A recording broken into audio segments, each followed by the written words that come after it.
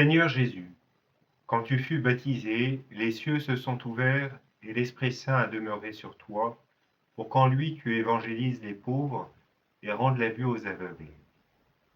Fais descendre cet Esprit sur ceux qui aspirent à tes sacrements. Qu'ils soient préservés de l'erreur, du doute et de l'incroyance, et conduits par une foi éclairée, afin que les yeux levés vers toi, ils te contemplent d'un regard purifié, toi qui règnes pour les siècles des siècles. Amen. Chers amis, après avoir parlé dans la deuxième vidéo de la purification ou voie purgative dans la vie spirituelle, nous allons parler dans cette troisième vidéo de la voie illuminative.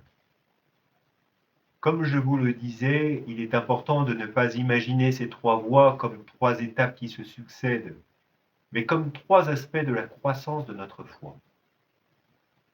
Et bien sûr, le terme illumination ne doit pas vous inquiéter, le Christ veut nous éclairer, pas faire de nous des fous. Lors du second scrutin, les catéchumènes entendront cette oraison qui invoque l'Esprit Saint pour qu'ils reçoivent la lumière de la foi comme l'aveugle né. Par une foi éclairée, Dieu nous conduit vers la vérité tout entière. Dans l'évangile de Jean, c'est cette illumination intérieure qui manque aux pharisiens qui n'ont pas conscience de leur aveuglement. Serions-nous aveugles nous aussi lui demande-t-il. Jésus leur répondit, si vous étiez aveugles, vous n'auriez pas de péché, mais du moment que vous dites nous voyons, votre péché demeure. La vraie lumière que Jésus vient nous apporter vient dissiper la fausse conception que l'homme a de Dieu.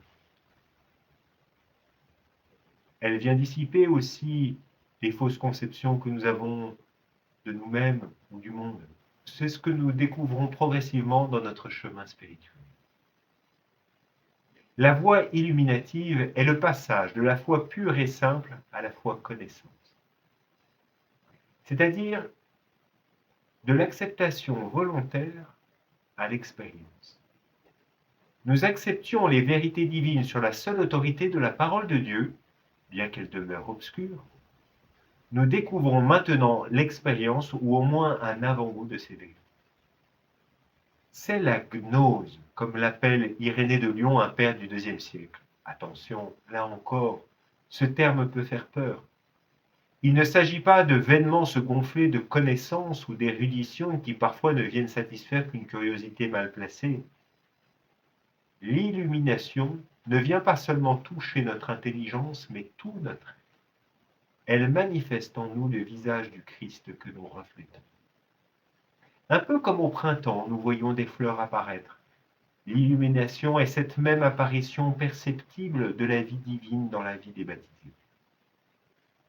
De même que la voie purgative avait pour objet de redonner la maîtrise de notre être à l'Esprit Saint, de même, la voie illuminative nous donne de découvrir la vie nouvelle des enfants de Dieu dans l'Esprit. Les premiers signes lumineux de la vie nouvelle des baptisés sont ce qu'on appelle les vertus surnaturelles infuses avec la charité, c'est-à-dire la force, la prudence, la justice et la tempérance. On dit qu'elles sont infuses avec la charité parce qu'elles se déploient avec le don de la charité. Elles sont le signe de la restauration de notre nature humaine. La force est l'énergie première qui fait sortir l'âme de l'inertie et lui donne de vaincre les obstacles que la vertu rencontre inévitablement sur son chemin. La prudence est la disposition habituelle à un jugement pratique sainement équilibré. La justice consiste à donner à chacun selon son dû et à mettre sa vie entière en accord avec la perception exacte des vraies valeurs. La tempérance est la mesure imposée à toutes nos impulsions instinctives, mais aussi la mesure acquise dans la pratique de ces vertus elles-mêmes.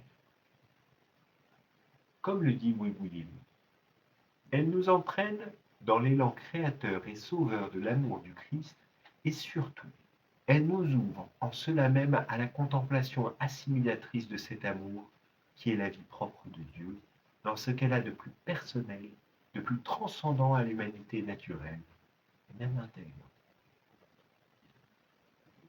La voie illuminative touche donc tout l'être.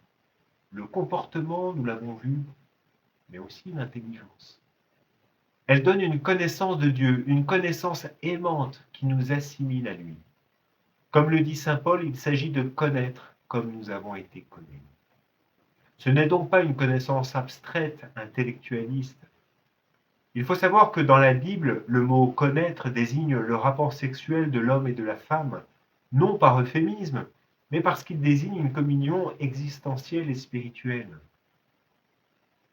La gnose, donc la connaissance de Dieu, des prophètes, que seule la parole de Dieu peut produire chez celui qui l'écoute avec foi, c'est la connaissance que les sages ont creusée et approfondie par leur réflexion.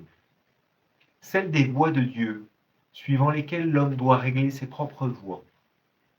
Et l'Écriture sainte en est à la fois le dépôt et le témoin.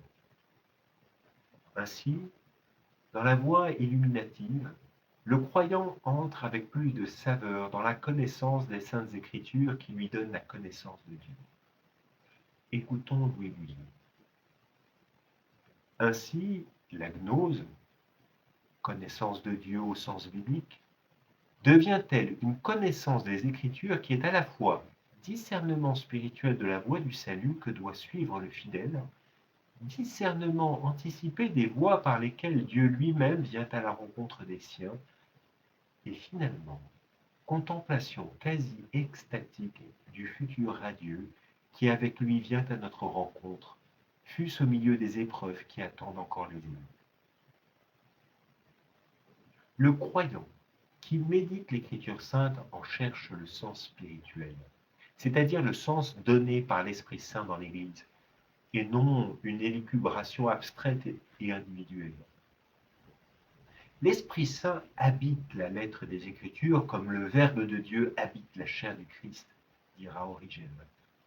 Je peux avoir un savoir scientifique de la lettre des Écritures, connaître parfaitement le grec et l'hébreu, sans pour autant en pénétrer le sens spirituel.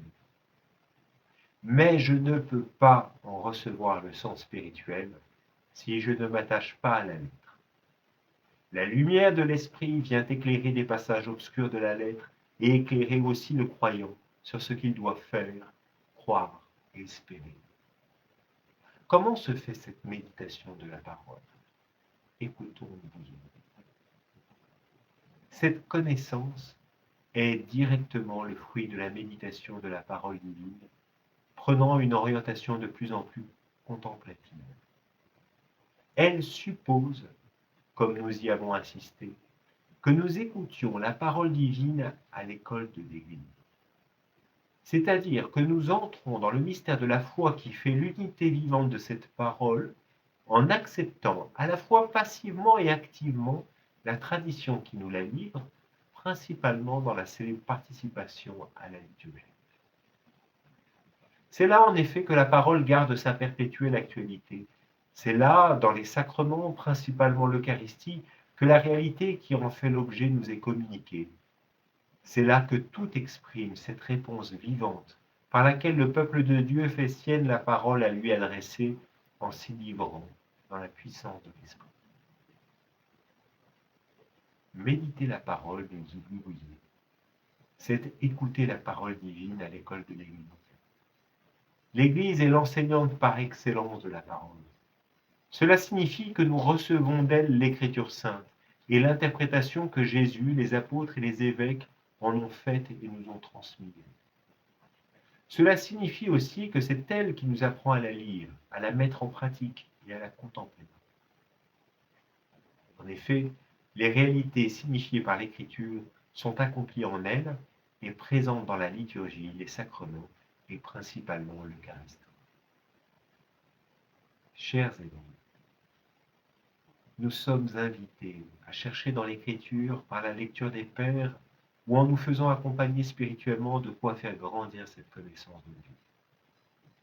Ne pas le faire, c'est nous exposer aux erreurs, aux doutes et à la croyance. En retour, Dieu ne nous laisse pas sans secours, et les vérités de la foi s'éclairent et éclairent le réel pour peu qu'on prenne le temps de les écouter, de s'y ouvrir et de s'y conformer. il peut rester des points obscurs. Mais comme le disait saint John Henry Newman, 10 000 difficultés ne font pas un autre. À la semaine prochaine.